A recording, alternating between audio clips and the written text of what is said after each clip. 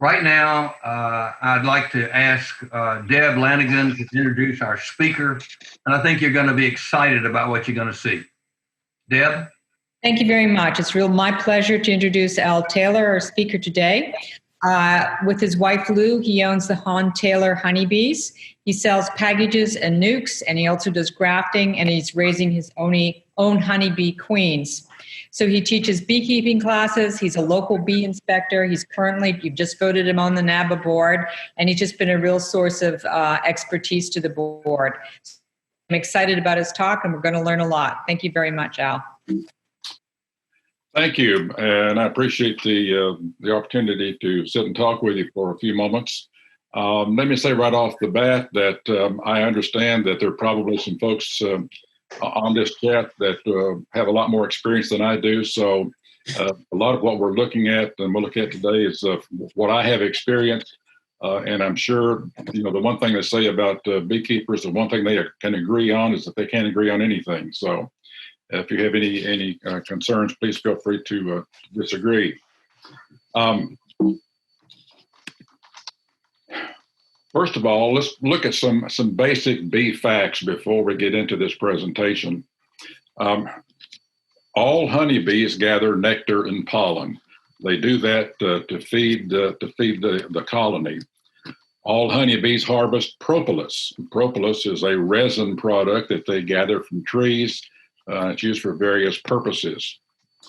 All honeybees will sting if threatened. This is common, and for the new beekeepers, you become official when you get that first sting. Swarming is a natural instinct. All bees, given the right situation, they will swarm. The hive is dark inside. They do not see the waggle dance. Honeybees communicate by touch and by smell, but the ultimate goal of the colony is colony survival. So, Her Majesty the Queen. The Queen is the most important bee in the hive. She is critical to the survival of the hive. Without a queen, the hive will die. There's only one queen in a hive. Now, I understand that there occasionally are two, but typically there's only one queen in the hive. She is the mother of all of the bees in the colony. She determines the temperament of the colony. If you don't like the temperament, then the only way to change that is to change the queen. And her primary function is to lay eggs. The number of eggs that the queen lays, based upon several things. First of all, the quality of mating. When she goes out to do her mating flight, how many drones does she mate with, and which drones? That determines how many eggs that she can lay and how long she can lay. The nurse bee population. Typically, the queen will only lay based upon the number of nurse bees in the colony that can take care of the eggs and the larvae. As the nurse bee population decreases, so will the laying, and vice versa. Most of the queens will base their laying based upon the availability of food. Again, they're pretty smart insects, and they will not outlay their food sources. And of course, the availability of space where she can lay her eggs. And finally, weather and the time of year determines how she lays. And that's based upon not so much on the temperature as it is based upon the length of the day. As the summer and winter solstices come in, it changes her laying habits. Another thing that's important that the queen does, that she doesn't get as much credit for, but it's really critical, is the fact that the queen produces pheromones. There's one pheromone that she produces called the queen mandibular pheromone, and it serves a really important function, and these are some of the things that it does. First of all, it indicates to the colony that there is a queen present. So because her pheromones are being produced, they know that a queen is there. Also, all female honeybees are capable and have the tools to be and can lay eggs. This queen pheromone inhibits the worker's ovaries from developing. It also limits or tries to inhibit the production of queen cells. And one of the important ones, of course, is it attracts the drones for mating. Oftentimes we hear that the queen, a virgin queen, doesn't go out to mate until her wings harden and she can fly. Also, it takes about 5 or 6 days, not only for her wings to harden, but it also takes 5 or 6 days from the time she emerges for her pheromone to be strong enough to attract a drone when she goes out. All of the bees in the hive, except for the males, of course, are female, and they are worker bees. When they're in the hive, they're called house bees, and they perform all of the duties in the colony, whether it's taking care of the larvae, it's producing the honey, feeding, whatever is going on inside the colony, that's done by the house bees. Once start foraging, then they become what we know as field bees or foragers. The one thing about the workers is that they determine the queen's fate. If they determine that there's something wrong, that the colony needs a new queen, that determination is made by the workers. Even if they decide they're going to swarm, that really is a decision that's made by the workers. There's a queen's court, and as this you can see here, the queen, in addition to her mandibular pheromones, she also produces other pheromones. When the queen decides to rest from laying, she actually produces another pheromone, and it basically is, hey, somebody come take care of me. And some of the things that those worker bees at the queen's court does, one is it feeds the queen. And the queen, oddly enough, well, when it produces a queen, does not have all of the glands necessary in order to digest food. So the workers actually pre-digest her food before feeding it to her. Also, they remove any waste that is produced. They groom the queen, and that's very important. In the process of grooming, they actually collect the pheromone from the queen. And then through touch and grooming of other bees, that's actually how they spread the queen's pheromone throughout the colony. The drone, male in the colony, is the sole focus is mating with the queen. He's very important in that he provides half of the genetics for all of the offspring of the queen. And he gives the queen genetic diversity. So when the queen goes out and she's mating with numerous drones and comes back and lays, it provides diversity to the offspring. Something else to do with honeybees is that they can control the hive temperature. The bees are unique because, unlike many animals, they do not hibernate. They cluster in what is called a state of torpor. And torpor is a state of limited activity. They do a little bit of activity, but not a lot, particularly in colder temperatures. But they can become active on warm days. And most queens slow laying, but they can begin to speed up as early as January in our area. The Honeybee Act of 1922, and this is important as far as what is available to us, restricts or prohibits the importation of adult honeybees into the United States. Couple of situations where they have approved bringing the bees into the United States is the buckfast bee, which was brought into Texas at the Weaver Farms back in the 90s. And also the Russian honeybee that was brought into the Baton Rouge USDA lab also in the 90s. And those were done for scientific research and development. And then eventually they released those bees out into and can be purchased by the public. A second one is that honeybee semen can currently be imported from Canada. So they restrict the importation of adult honeybees, but you can bring the semen in, but typically it comes in through Canada. And that's a part of an agreement between the two countries that they can import semen back and forth across their borders. They inspect it prior to it coming to the United States. There are certain people that are doing that now. One that is well known is Sue Kobe. She works with Washington State University. She is responsible for the development of what is known as the New World Carnica. And now she's also doing some work with the Caucasian honeybee in relationship to Washington State University. Okay, let's get to the bees. What are they? We talked about this, and I know we were talking to Buzz about it. Just exactly what do we call them? Are they a strain or stock or breed? What are they? Well, first of all, there's only one species of honeybee in the United States, and that is the Apis mellifera. It's also the European honeybee. So all honeybees in the United States belong to that species. Race would be types of bees that fall under species, and a different would be is that a species would be a dog or a cat. A race would be a German Shepherd or a Collie or a Border Collie. So for all practical purposes, we're going to call, for the purpose of this discussion, we're going to call them race. Most bees are mutts. Almost every bee that you have in your hive, whether you're getting ready to or that you have currently, they're mutts. They are a combination of lots of different races of bees. And that probably is good because, as you're well aware, in the animal kingdom, mutts typically are healthier than are purebreds. So just keep in mind that most of what you have are mutts. They may have a title, but they're probably a mutt. Races of bees. There are 4 primary races of bees for the United States. That is the German, the Italian, the Carniola, and the Caucasian. We're going to discuss also the Russian and the Buckfast. They are hybrids. They're not actual races.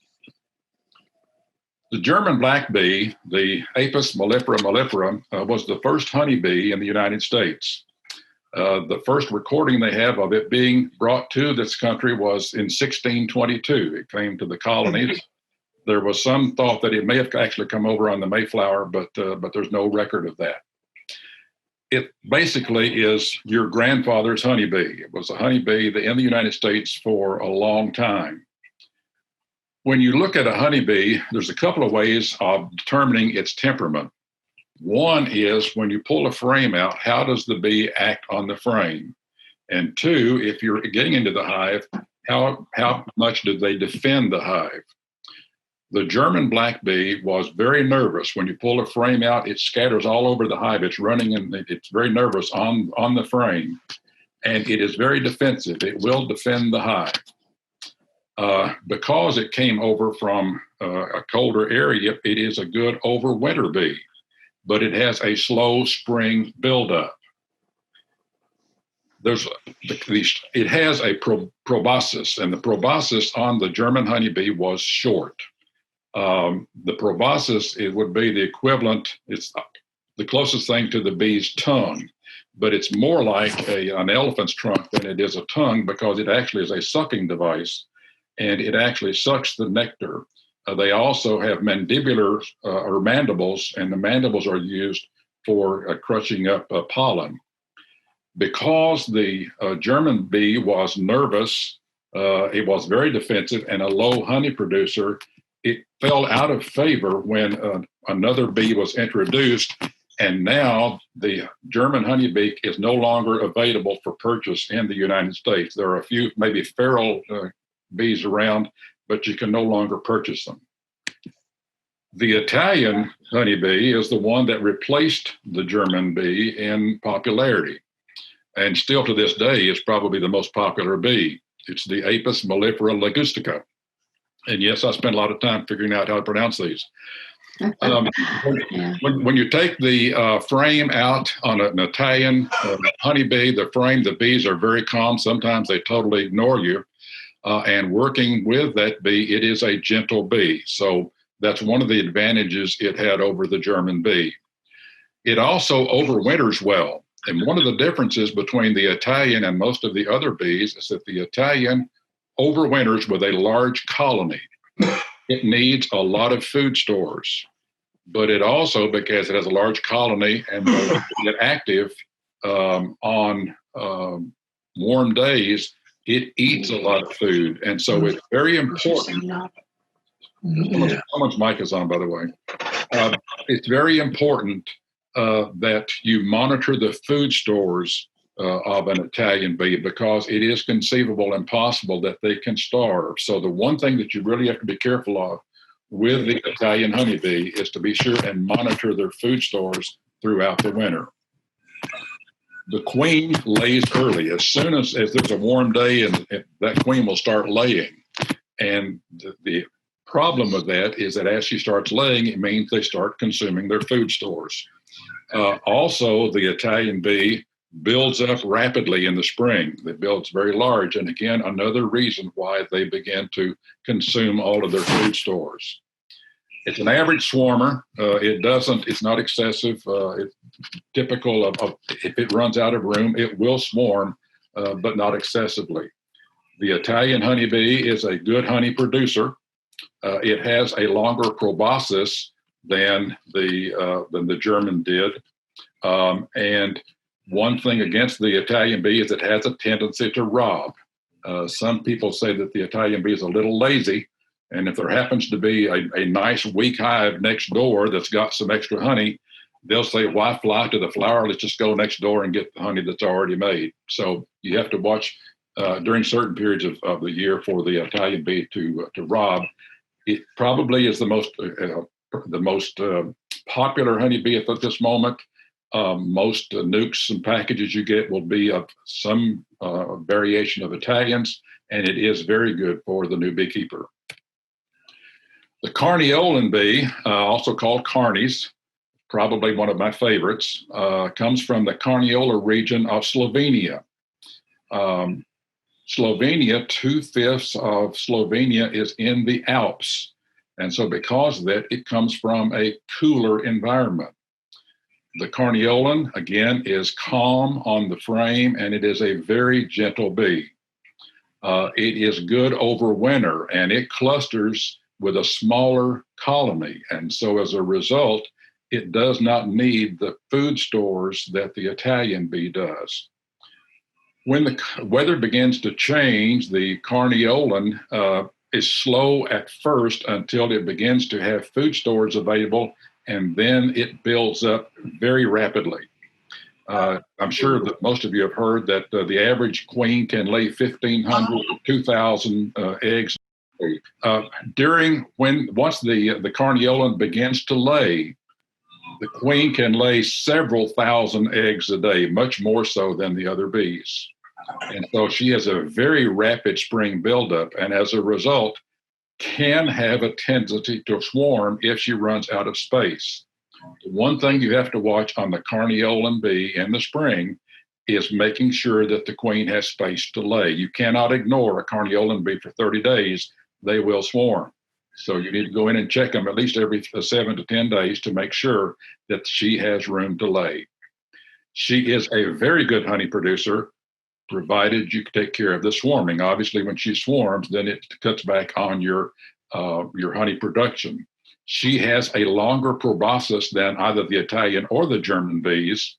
Also, surprisingly, the Carniolan has a little longer lifespan than the other bees do, and it is a very good bee for new beekeepers. The Caucasian, by the way, the Carniolan also will forage on cooler days because it comes from a cooler environment, and it will forage earlier in the day and later in the day. Now, the Caucasian is the Apis mellifera caucasica, and it is also called the mountain gray Caucasian. It comes from the Caucasus Mountains from the Republic of Georgia, which was a part of the old Soviet Union, and it's very much like the Carnies. It has a small cluster over winter. It is very frugal with its food stores. It does have a little slower spring buildup than does the Carney, and it doesn't build up quite as fast as the Carney does. It has the longest proboscis of all of the honeybees. The advantage to that is that the Caucasian can forage on flowers and blossoms that the other honeybees cannot. It is an average honey producer because it is slower in getting built up in the spring.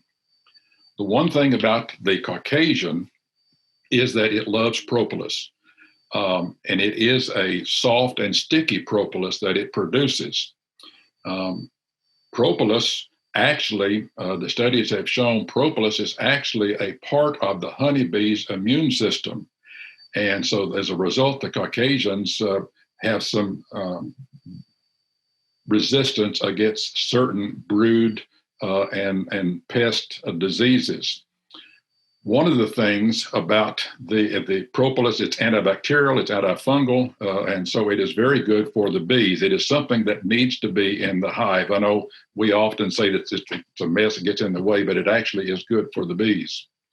One thing about the Caucasian, and that is if you're making comb honey, if you're wanting to do Ross rounds, you can't use a Caucasian because she'll propolize that Ross round. So the Caucasian is not good if you're wanting to do Ross rounds for comb honey. But the Caucasian, it again, like the Carney, it forages on cooler days, forages earlier and later. The other thing is it's very judicious about where it stores its honey. A lot of bees, and you'll find if you pull out a frame, it's got some brood on it and some honey and some brood and pollen. The Caucasian typically wants to fill up a frame before it goes to the next frame. So you don't see as much frames that are half brood and half honey as you on the Caucasians as you do on the other bees. The Russian bee is average when you take out the frame. It's average. It's not as calm as the others, but it's again, it doesn't run around like the Germans do. But the Russian bee can be defensive. I know some people who have Russians think that they're not as defensive, but for those of us that deal with the calmer bees, they are a little bit defensive, and they can become more defensive if they requeen themselves. They're a good overwinter bee. Their spring buildup in the springtime is based upon the availability of nectar and pollen. They are an average to good honey producer based upon the weather and based upon the availability of food sources.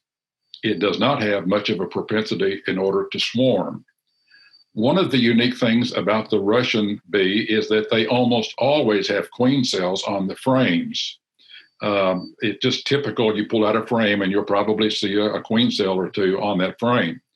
The key to there is to, if you see the cells, look in the cell and see if there's a larvae. Most of the time, there is not a larvae, which means that they're just practicing on making the cells. One of the things about them as well is that they are difficult to requeen and combine with others. They don't play well with others.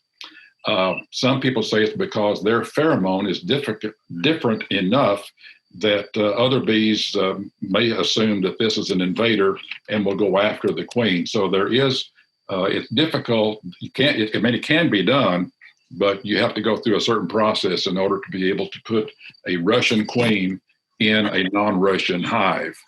The other thing is that when a Russian queen, when you put a new queen in a Russian, she is very slow to start laying. Most queens will start laying in 2 or 3 days. The Russian queen can be 2 or 3 weeks before she starts laying. It's recommended that the Russian bee or Russian honey bee only with experienced beekeepers. The buckfast is another hybrid. The buckfast was developed by Brother Adam at Buckfast Abbey in the early 1900s. His idea was to come up with a better bee, and so he started combining bees. The buckfast is primarily a mix of Italian and the German or the European black bee. There are others in there, but that's the primary genetics of the buckfast. By the way, the Buckfast Abbey apiary no longer produces those bees. So what we have, they're not new ones coming over. The Buckfast bee, a little bit like the Russians, as they requeen, typically they're calm on the frame and they're fairly easy to work with, but as they requeen, the Buckfast can become more defensive. They're good overwinter bee, and they use average stores. Their spring buildup, much like the Russian, buildup varies based upon how much nectar and pollen is available. One of the things that I mentioned is that when the USDA permitted buckfast bees to be brought over to Texas early in the 1990s, you have to keep in mind that in southern Texas, you also have Africanized bees.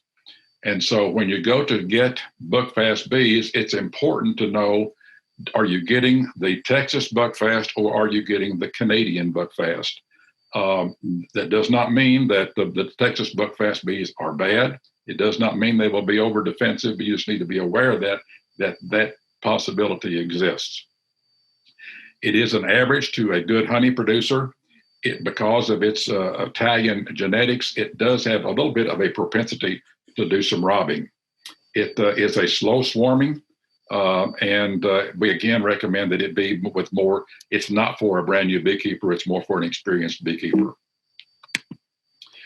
This will give you an example. This is one of a picture of a frame in one of my hives. As you can see there's an Italian queen. But if you look up in the upper corner where the arrow is, you see there is a Caucasian honeybee, there is an Italian honeybee, and there is a Carniolan honeybee.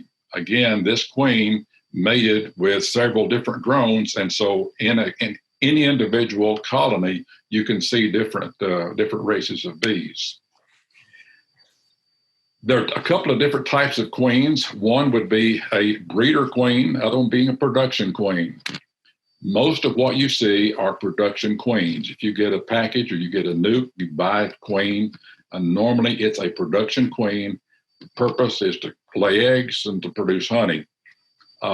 Breeder queens are either instrumentally inseminated or they're proven layers, and both of those are used to raise queens.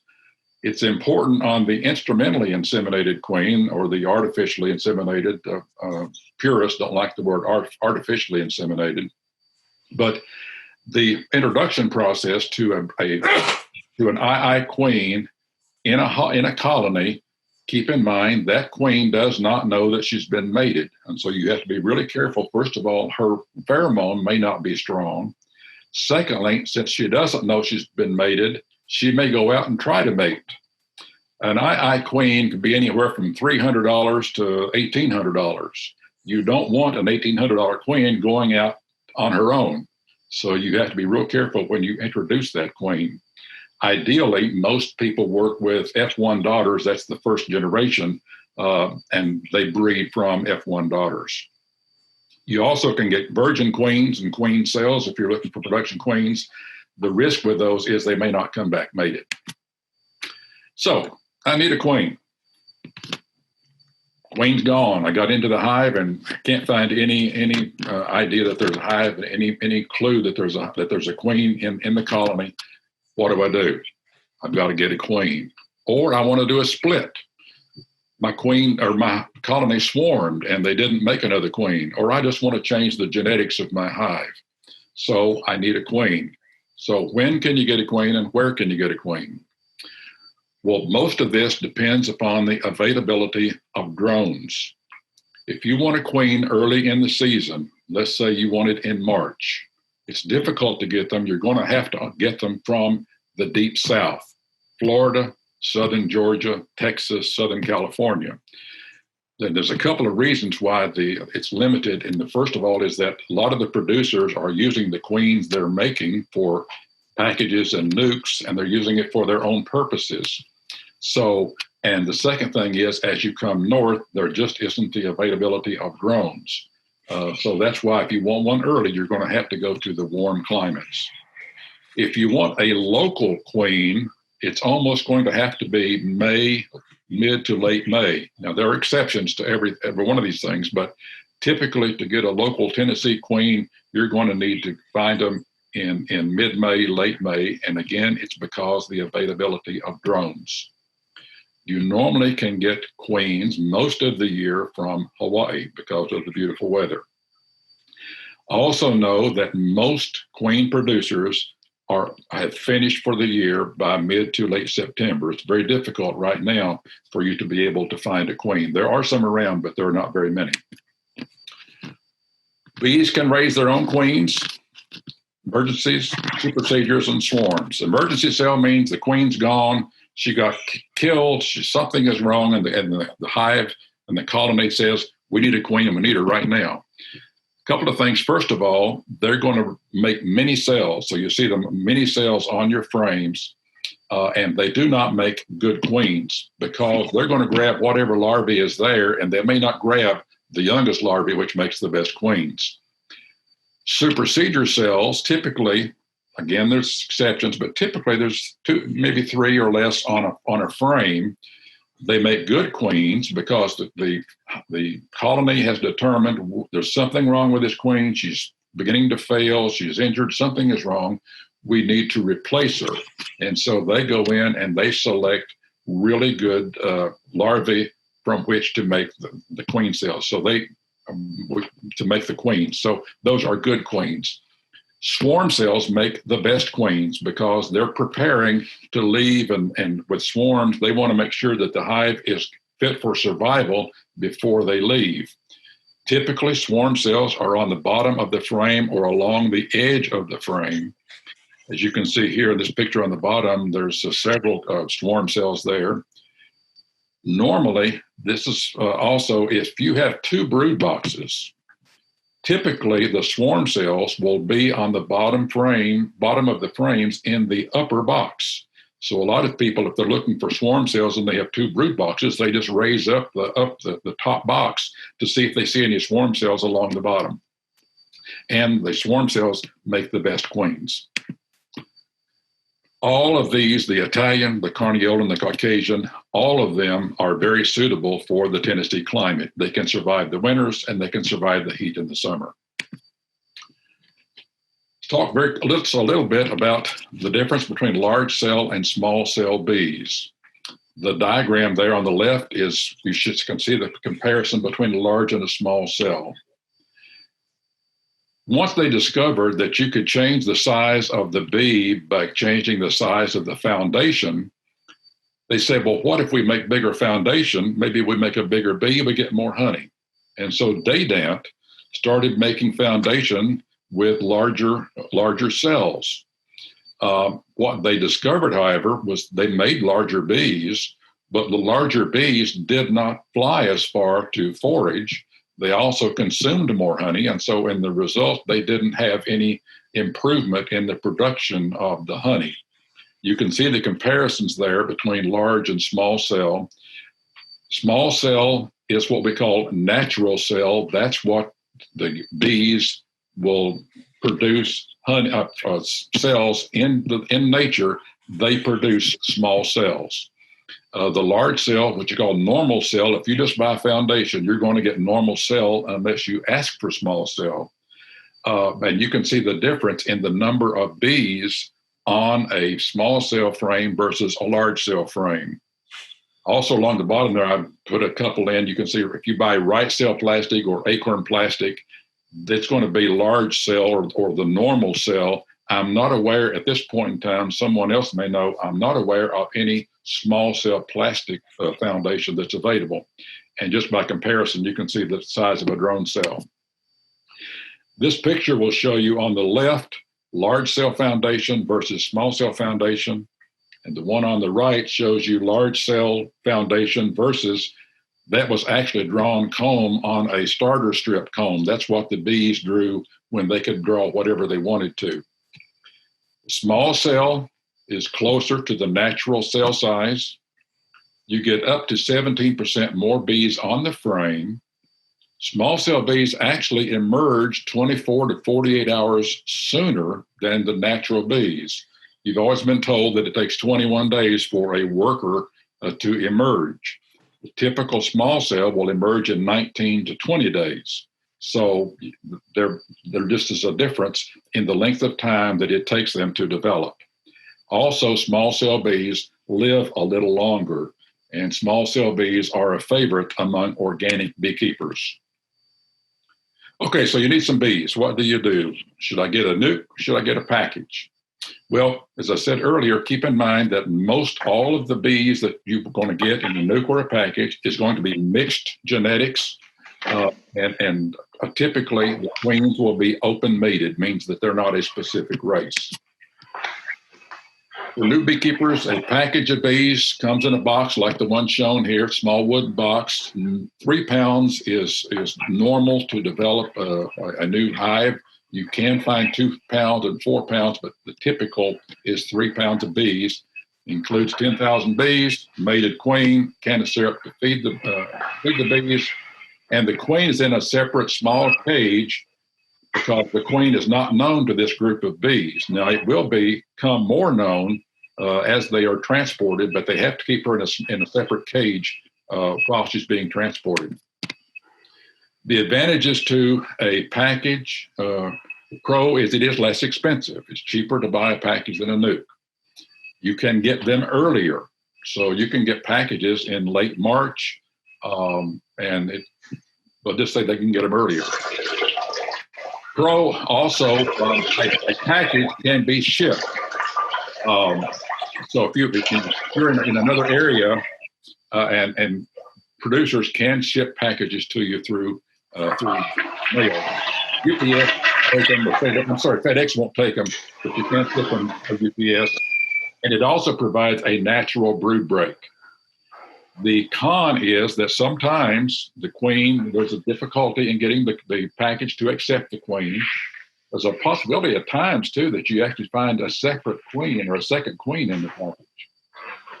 Installing the package can be a little bit intimidating to the new beekeeper, but after you've done one or two, you find out it really is not that difficult. But feeding is critical with a package. They have no stores, and they must have food in order to draw comb, and until they draw comb, the queen can't lay. The advantage, if you're putting a package, if you have it, to put it on drawn comb, because the queen can start laying much quicker if you put the package on drawn comb. A nucleus colony, is a small colony, really has all of the components of a fully grown colony, including bees and brood in all stages of development. Probably will have some drones. It has frames of comb. It has a laying queen, and you can get nukes in medium or deep. The pro to a nuke is the fact that it has a laying queen. She's already producing eggs and larvae. It has frames of brood. It has drawn comb. Also, the colony will grow faster. Now, keep in mind that you're getting them later, but it grows faster. The con is that a nuke is obviously more expensive. You're getting an actual small colony. One of the advantages in helping to offset the expense is the fact that you get drawn comb and frames. So you're getting about $10 or $12 worth of comb and frames there. So that offsets part of the cost. It will be later because you've got to have time for that queen to start laying, and most producers want to make sure that there's plenty of brood on there before they sell the nuke. There is the potential for it to have pests or a disease, and it cannot be shipped. Comb cannot be shipped for two reasons. One is that comb, if there happens to be disease, it can be in the comb. And two, if you go to ship comb, it can break apart. And when you actually go to get into the nuke, you find all your combs on the bottom of the box. Now, there are some considerations that you need to make when you're getting a nuke. One question is, how long has the queen been in the nuke? And that's a question you might want to ask whoever you're getting from. How long has this queen been in this nuke? Are these bees from this queen? Secondly, do you want a medium or a deep nuke? And you want to be sure and make sure that the producer that you're working with offers, if you want medium, that they actually offer medium nukes. Many producers only do deep. Does the nuke come on plastic or wax foundation? If you plan on using all plastic, then you probably want to ask, can I get the nuke on plastic foundation? Most producers can do that for you if they know in advance. How many frames of bees and brood? Some nukes have 3 frames of brood and 2 frames of foundation. Some, like this one, has 5 frames of brood. The one that has less brood in it probably should be a little less expensive. And this one's really important. Remember, we talked about that it's potential for the nuke to have pests and diseases. The question is, has it been inspected?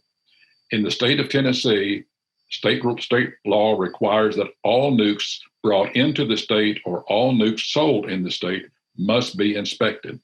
How do I know that it's been inspected? Well, it's got a sticker on it. It should have an inspection sticker. If it doesn't have the sticker, then you need to be thinking about it. What the inspection does, it is literally going in. The state makes those inspections, and they go in looking to see, are there any pests, are there any diseases? So you feel comfortable when you get that nuke that I'm not going to be bringing a disease into my apiary. So it's very important to make sure that it has been inspected. So if you're buying a nuke or a package, it is recommended that you start with 2. And there's a couple of reasons for that. You can compare and share. If you only get one of them, you really don't know, is this doing like it's supposed to be or not? Is this normal or is this not normal?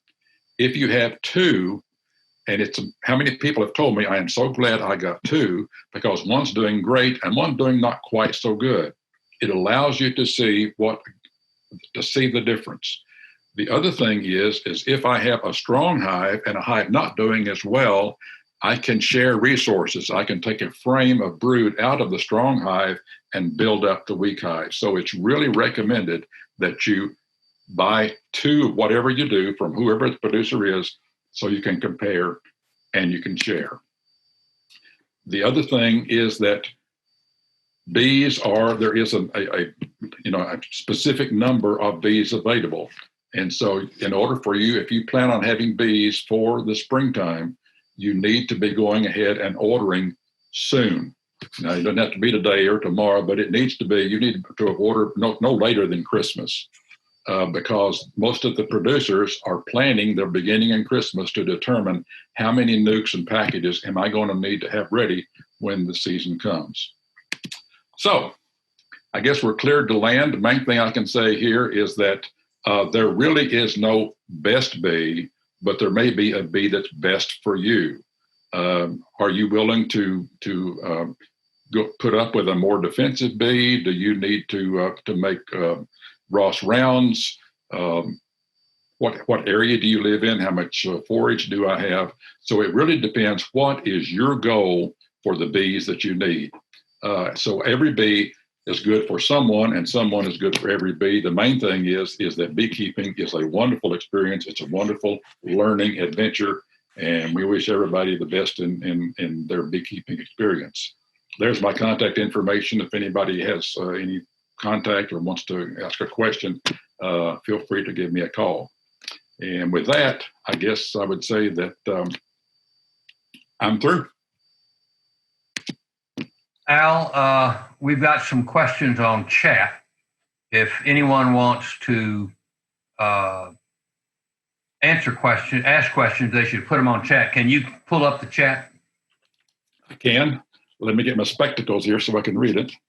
You would just read out the question and answer it.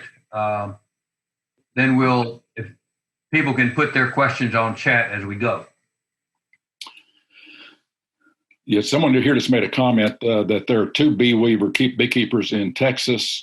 Both sell queens, but one of them has Africanized genetics and cannot be brought into Tennessee per Mike Studer. So again, my main thing there was just be sure that you know the source of your bees. I'm not saying that they're bad bees, just be aware of what the source is. Chris asked about Saskatraz. The Saskatraz bee was a bee being developed in Canada, and it has, for certain things that they're looking for, one was mite resistance, and it is available only in the United States through olivaries or OHB bees. I am not personally familiar with the Saskatraz. I have a gentleman that I've worked with a lot who is he raises queens and does I queens, and he does the Saskatraz bees. And his comment was, and this is just a personal opinion, was he had not been really happy with the Saskatraz bees. They do propolize like the Caucasians, and they are a little bit more defensive than the Italians. And so he says he's not particularly happy with them. That's the only questions I see in the chat. Does anybody else have any questions? If someone wants to ask a question, they can unmute themselves and go ahead and ask a question. Hey, Al, this is Mike Brent. Can you hear me? Yes, sir. I've heard a couple of people talk about cutting queen cells out of cell that looks like it's a frame that has a queen cell that looks like it's about to swarm, and moving that into another hive box that has gone queenless. Any suggestions about that? Is that folklore? Does that work? Whatever. Absolutely. It works very well. Again, as I indicated earlier, the swarm cells make some of the best queens. And so you just want to cut it out and put it on one of the frames in the queenless hive, because it has not produced pheromone yet. The hive will accept it very quickly. It makes it's a great way to do your own queens. The only thing about it is that queen is going to go out to get mated, and you'd always run the risk of, does she make it back? But as far as actually using those cells to produce a queen for your hive, make excellent queens. Great. And then when you say you take it and you put it on the frame, do you just kind of smash it down in there, or how do you attach that? You want to cut it when you cut it out. Cut around it a little bit. Make sure you don't move it too much, and cut around it a little bit, and take the extra part around the cell and just kind of mash it into part of the comb on one of the frames towards the middle of the hive, and the bees will take care of it from there. Great, thank you. Uh-huh. Hi, Al. This is Deb Lanigan. I was curious about what type of bee you think is really good for making Ross rounds. For making Ross rounds, either the carniolan, well, any of them really that are not producing the propolis. So whether it's the Italians, the carniolans, even the Russians are okay. But you don't want to use the Caucasian because of the propolis. Okay, so you've had good luck with buckfast in making Ross rounds? Because I was a bit disappointed in them. I've had several buckfast bees. I have not had real good success with the buckfast. I have just had real problems getting them to build up. I have not done Ross rounds with them, so I'm not familiar with that. But if I were going to do Ross rounds, because they are a really good honey producer, I probably would go with Italians or carniolans. Thank you.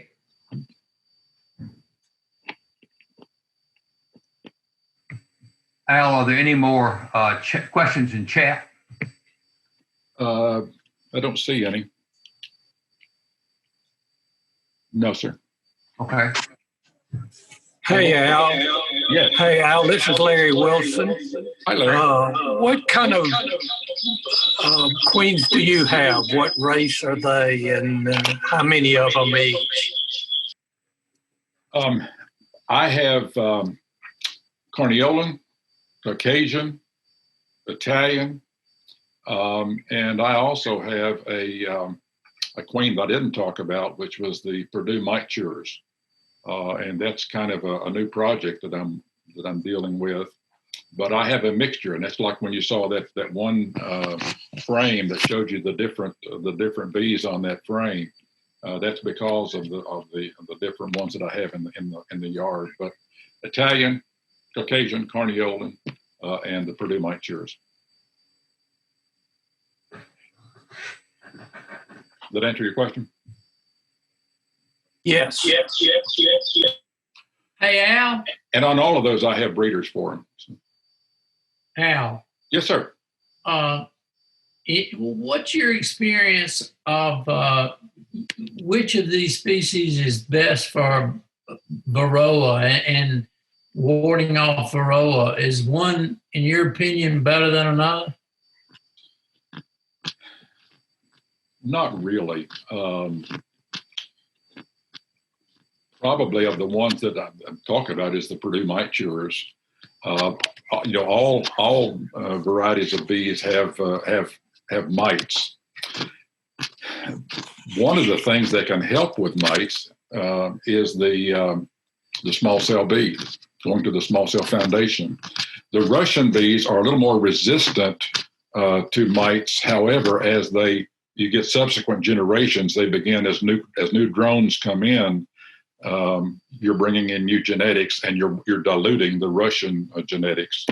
That's the reason that they originally USDA brought the Russians over and worked with them, was because they have shown some resistance to the mites. But again, like I say, unless you got a pure Russian, it's going to be diluted. And they recommend that even though there's some resistance, you still need to treat.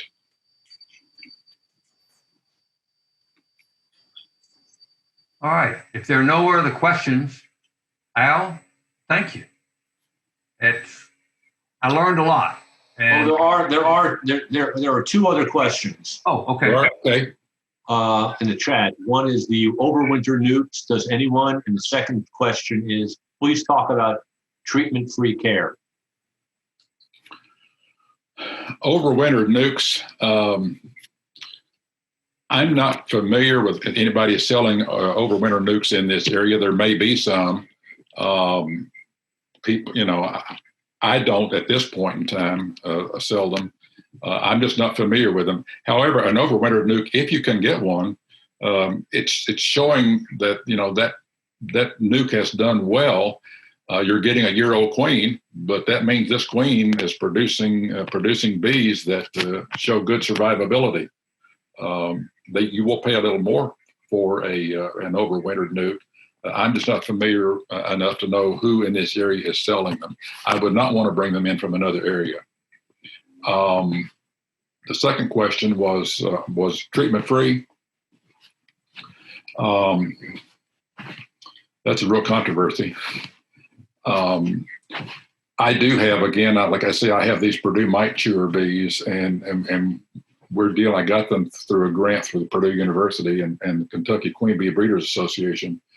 And they show a real resistance to, but not a resistance to the mite, what they actually do, because they used to be called ankle biters, but they discovered that they don't have ankles, and so they've now called them mite cures, is that the Varroa mite, their hemolymph, or their blood, does not clot. And so what happens is this particular bee will chew on the legs and the feet of a mite, and then it bleeds out and it kills the mite.